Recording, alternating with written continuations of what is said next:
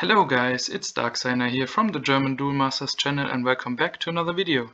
Today I got the next top 10 list for you guys, which is the top 10 darkness cards. Let's just hop right into it. But before we start, just a quick reminder that we used two criteria in which we evaluated these cards. That they have to be generic, that you want to include them if you play the color, or that the ability is so strong that you want to build a deck around it. That's the factors which are needed to make this top 10 list. And we start with number 10. Here we have Upheaval. Yeah, it's not the most generic card in the Darkness Civilization. It's definitely a bit deck dependent, and it's mostly used in control strategies or dedicated mana burn / mana lock strategies that try to get the opponent down to nearly 0 mana. And this card is quite interesting as it creates kind of a fun situation by swapping your cards in your hand and cards in your mana, and you basically get to play with the cards you didn't want early on in your game, and then place the card from your hand into your mana zone. And where this card really becomes quite broken is if your opponent has 0 cards in hand and you basically lock him down to 0 mana, or the other way around, if he has nearly 0 mana but a big hand, you can basically steal his hand, but that way around you wouldn't really use it. It's definitely more useful the other way around if he has 0 cards in hand and you put him down to 0 mana then, and therefore he can't play the game. So this card has the potential to be quite unfair. Additionally, it's also a shield trigger, which might help you against Rush if the Rush player breaks many shields and you have so many cards in hand but can't do anything with it, and then he breaks into Upheaval and suddenly you have all the mana for next turn. So definitely a very useful card, but it's also quite a niche card. You can't play it in every deck that plays Dark. And at the number 9 spot we have Propeller Mutant. And it's mostly known because of its race. It's a Hadrian, and therefore he's a staple card in the Hydrus deck, as it's one of the best evolution baits. It's just a very good 2-drop attacker with quite a respectable mana to power ratio of 2 mana to 1000. And it has a nice ability that when it gets destroyed, your opponent discards a card at random. It basically has a ghost touch effect if it dies. And that becomes quite useful. In some cases you can crash him into an opposing creature to get a discard, but most of the time you just want to attack shields with it and pressure the opponent, and the opponent has to deal with it, and if he deals with it he loses a card in hand. So just a card you don't want to kill right away if you don't have too many cards in hand. So the ability comes in really handy. And at the number 8 spot we have Bloody Skeeto. This is definitely the first card that is more generic than the other two before. If you play Darkness and you are in need of a blocker, you definitely play Bloody Skeeto, as it's probably the best blocker in the Civilization. It's kind of the opposite to Gonta, the Warrior Savage. It has 2 mana and 4k power, just like Gonta, but it's a blocker that can't attack. And because of Gonta, you play this card. This is basically the reason why you play this over some other 2-drop blockers that only have 2 mana, 3k power. And the problem with Bloody Skeeto is that it dies when it wins a battle, but this drawback isn't too big of a problem, as you really want to kill something like Gonta with it. And even if you clear something smaller, it's not a problem. You're happy if it blocks a card and it can get rid of a card. So definitely one of the most generic and most well-known cards in the Darkness Civilization. And at number 7 we have Slash Charger. Some people might be curious why this is so low on this list, but we see this card as more of a niche card, and that's why it's so low. It's only good in a deck out strategy. Normally you don't play it in any other strategy. You could, of course, if you need mana ramp and don't have too much access to nature, for example, but even the other civilizations have good charger cards, so yeah, a mono dark deck could use it as mana acceleration, but otherwise you definitely want to use it because of its ability that you search a player's deck and take a card from that deck and put it into the graveyard, so you could mill cards from the opponent that that are very dangerous at the moment. But problem is, against certain decks, they all have like Grave Recycle, and sometimes you might help your opponent by getting rid of specific cards. And yeah, the deck out strategy itself isn't that good in our opinion. It's definitely competitive, but not tier 1 competitive in our opinion. We see that more towards tier 2. But yeah, the tier stuff is definitely a topic for another video. We don't want to go too deep into it now. Definitely a strong card, but not really generic. It's definitely just used in its own strategy, which is deck out. And at number 6 we have Graveworm Q and Jagila the Hidden Pillager. Those two aren't generic as well. They are very specific to their own decks. Graveworm for the Survivor archetype and Jagila for the Waystriker archetype. But both are main reasons why you play this deck, and yeah, you couldn't play the deck without those two. Of course you could, but they are really beneficial to their strategies and you really want to make use of them. Graveworm being a very strong engine on its own, that it can recycle survivors out of your graveyard every time you play another survivor or itself. And Jagila, just such a strong advantage card by discarding 3 cards at random from the opposing hand. Yeah, that's such a huge advantage blow if you can get it out. And yeah, if you haven't already checked the deck profiles to these decks out, we have both of those decks on our channel. Feel free to check them out after this video. And yeah, definitely yeah, 2 very good cards in their own specific decks. And at number 5 we have Morbid Medicine, Corpse Charger and Zombie Carnival. We couldn't help ourselves but group these Grave Recycle cards together because yeah, you could probably say that one is better than the other, but we think they are just deck dependent which one is better, and we couldn't just subjectively tell which one is really better than the other. Morbid Medicine is probably the best if you play many cards that have different races, and you play it in decks that play Fal-Iga, because Fal-Iga combos very well with Morbid Medicine, as you can always recycle Fal-Iga plus another creature and then play Fal-Iga again and then recycle Morbid Medicine, so you create an infinite loop there, which always fetches you another creature back to your hand additionally to that Fal-Iga. Corpse Charger is definitely well suited for decks that yeah, don't play too much mana acceleration, and for example Rub Midrange plays Corpse Charger, as you sometimes need the mana acceleration to reach Lost Soul a turn earlier. And yeah, in Rub Midrange you don't have Fal-Iga, so you don't really yeah, you can't really abuse the Grave Recycle, so Corpse Charger might be better there just to fetch 1 creature. Additionally, Corpse Charger is played in stuff like Deck Out or decks that play Belix or Thrashcrawler there, so you can create an infinite cycle there. And by talking about Thrashcrawler, that one is also played in Rub Midrange, so basically you get an infinite blocker there. If you play Thrash, you can get back Corpse. If the Thrash dies, you can get it back with Corpse and recycle the Corpse back with Thrash. So in those deck types, Corpse is better than Morbid. And then Zombie Carnival is best for decks that play 1 race. So for example, a tribal mid-range deck, Merino control with many initiates, stuff like that.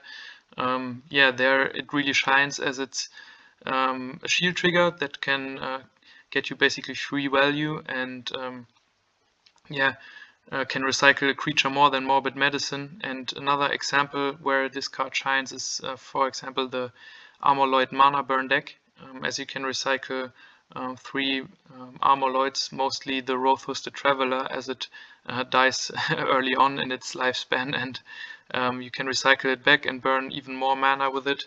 And yeah, in this deck it's a bit better than Morbid Medicine, as you play only Armorloids anyways, and then spending 1 mana more for 1 creature recycle more is just so good. And yeah, next up at the number 4 spot, we have again 3 cards we couldn't place differently. We wanted to group them together, as those are the main discard spells in the Darkness Civilization. Those are very generic, as well as the last 3 entries. The Grave Recycle is also very generic in the Darkness Civ, and probably if you want to rank them, Clamp might be taking the edge, but yeah, you can't tell for sure. Clamp is just the most known card and most played card, but I wouldn't say it's definitely the best one.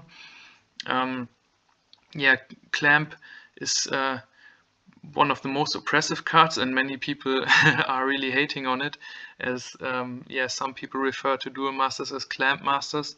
It's just probably the most generic out of these 3, as you can play it in many mid-range or control decks and just use it as a discard too. And sometimes it's also just a Ghost Touch for 4 mana, which isn't that bad. And yeah, speaking of Ghost Touch, it's best suited in decks that yeah, can generate a lot of draws, like Merino Control, as yeah, there it's okay if you have some spare mana left to play the Ghost Touch, or in the 4-boss deck. It's also nice as you can search it, and most of the time you still have just 2 mana left and can get the last card of your opponent's hand. And additionally, it has the benefit that it's a shield trigger, and against aggressive decks that one might come up handy, as it plays around handguards if it's broken in shields. And Clone Nightmare, yeah, that's probably yeah, not the most generic one. The other two are played more, but Clone Nightmare in the right deck can be taken advantage of. Again, in the Armorloid Mana Burn deck, you play it because it's a 3-drop, and you play too many other 4-drops, so you can't fit in Clamp as well. That's why you play Clone Nightmare. And Clone Nightmare, again, in decks that can recycle the spells, are very great. For example, if you play Val Iga, you can recycle it, and yeah, the second Clone Nightmare is basically a Clamp, and from there on you just get better and better and more discards. So it has a bit more upside than Clamp, but Clamp is the safer pick with the first cast. But another cool combo with Clone Nightmare is if you play Emergency Typhoon, you can draw 2 cards and then discard 1 Clone Nightmare, and if you have the second one, you can play basically Cranium Clamp in turn 3. Yeah, that's a nice use there. Now let's come to our top 3, where we have on the 3rd spot Locomotiva and Gigabalza, 2 shield trigger creatures for 4 mana and 1k power, and they both just have the ability that you discard 1 card randomly out of your opposing hand. And yeah, they both have quite nice races. Locomotiva is a Hadrian, which is played in Hydrus decks for its race, and Gigabalza is a Chimera, and there are different Chimera decks. There's a deck that focuses around discarding, which is called UB Handlock, or you can play aggressive strategies with Phantomech, for example, where this card becomes a double breaker. And yeah, both are used in aggressive strategies like Hydrus or the Phantomech deck, for example, but also in mid-range and control decks where the previous discard spells also find their place. So both of them are really generic, and yeah, as they do the same thing, you can choose whichever one you like most in your generic deck, where the races aren't really necessarily what makes you want to play them. I think a good example here is the Hydro Hurricane list from Hymne. We have that one on our channel, the deck profile, if you're interested.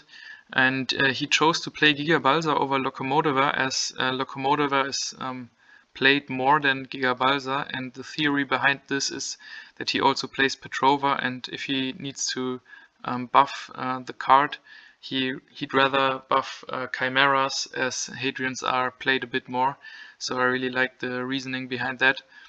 And yeah, what really gave them the edge over the spells is that we found it to be a bit more generic and a bit more useful, that they provide a body and one discard rather than more discards and no body presence on board. And yeah, the shield trigger aspect as well is so good, as if you play against aggro decks, you basically get rid of 2 cards. You discard a card out of their hand and you can suicide with the 1k attacker from the opponent. So that one makes them really, really useful. And at the number 2 spot we have probably the most generic darkness card on this list, which is Terror Pit. There's nothing too much to say about this card, except that it's just very, very good. It's a 6 mana spell that reads destroy one of your opponent's creatures. So you don't have to worry about the power, how strong the creature is. You can just kill basically anything except for a few cards like Elsonius, Petrova and Juliana, which can't be targeted. But otherwise you can play anything in the game. And yeah, it's a shield trigger, so out of the shield it becomes a free destroy, and it can save your life that way. And yeah, it's just super generic. If you play dark, you probably play this card. And yeah, you can look for yourself in deck profiles that are on YouTube. Most of the time, if darkness is involved, Terror Pit is definitely in the deck. Yeah, nothing too much to say. A simple effect, but simple and very effective. And before we come to our number 1 spot, let's give some honorable mentions here. We have Spinning Terror the Wretched, which is played in some aggressive strategies. It's similar to Quixotic Hero Swinesnout, as it's a 2-drop that is hard to kill, as if the opponent tries to attack over it, it's already going up to 3k power, so your opponent has to have a 3k or more beater to kill it.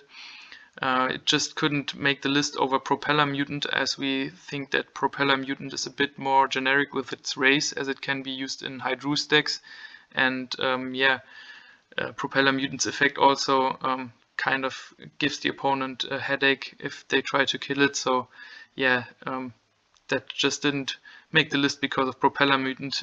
If you think that Spinning Terror is a bit better, then yeah, this one would have taken the place of Propeller Mutant there. The next one we have is Mongrel Man. It's basically the counterpart to Mistrias. It says whenever another creature is destroyed, you may draw a card. The problem is it has the same issues like Mistrias. It has to survive. If the opponent just kills Mongrel Man and nothing else, you don't get any draws. It's quite nice that if your opponent goes for a mass removal, you still draw a card for the other creatures that get destroyed. But yeah, the draw of Mongrel Man is just not that reliable as Mistrias' draw is. As Mistrias, you can just actively play the game, you just drop creatures and draw cards, and with Mongrel Man you have to play creatures that kill themselves or suicide them or do stuff like that to really proactively use its draw effect. Otherwise you just attack and hope that the opponent kills your stuff, and then he can just kill Mongrel Man first. So that's why it's not that great and didn't make the list. And the last honorable mention we have is Gajir Brute Wild Centurion. It's quite a nice card. It has a great ability. When you put this creature into the battle zone, you choose one of your opponent's shields and put it into his graveyard. Yeah, it's basically half of Bolmide's Steel Dragon, but on play, so you can definitely abuse its ability by soul swapping him in and out, or using stuff like Spiral Gate and playing him again. And yeah, but the problem is that it's a 6 cost, and yeah, it's mostly just played in a deck centered around itself. So a Gajir Brute swap deck, or in a Balom deck, and Balom Master of Death is just not the most competitive card. It's a bit too high cost, and the evolution bait, except for Gajir Brute, there are not too many good ones. And yeah, sometimes you play it in aggro variants with darkness, but apart from that, it's just not too generic. You can't just slap it in every dark deck. That's why it didn't make our top 10 list. But now at number 1, if you haven't already guessed it, it's another discard card, which is typical for the Darkness Civilization, and it's Lost Soul. And in our opinion, the best discard card in the game, better than the small discard spells and better than the discard creatures. Yeah, it's really a simple ability like Terror Pit before. It just says your opponent discards all cards from his hand, and yeah, there's a reason for that it's good, and we call the race to that card the Lost Soul race. So in control mirror matches, it's usually game over if you get hit by Lost Soul first, as the opponent just makes so much advantage, and you have to top deck your way out again and have to, yeah, maybe draw Lost Soul yourself or something else that gives you a huge card advantage. And Lost Soul can just be so devastating. Yeah, you fill up your hand and your opponent Lost Souls you and you can't do anything. And you sit there top decking, hoping for a way out of your situation. The thing is, of course, it's not good against every deck. If your opponent plays aggro, he most likely is okay if you Lost Soul him, because at that point he probably has gotten to some shields and can top deck speed attackers to win the game.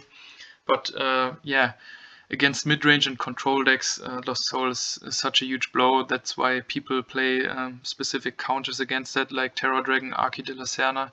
And yeah, nothing too much to say about this. The 7 cost might sound quite high at the beginning, but you often pair it with mana acceleration like Bronzam Tribe, and if you play Bronzam Tribe on turn 3 and another mana accelerator on turn 4, you can play this card as early as turn 5. And there are other ways to cheat it out early with like Essence Elf and Charger spells and stuff. So yeah, playing Lost Soul in mid-range or control matchup will most likely secure the game, and that's such a huge impact on the game that you basically in most Darkness decks you want to play Lost Soul.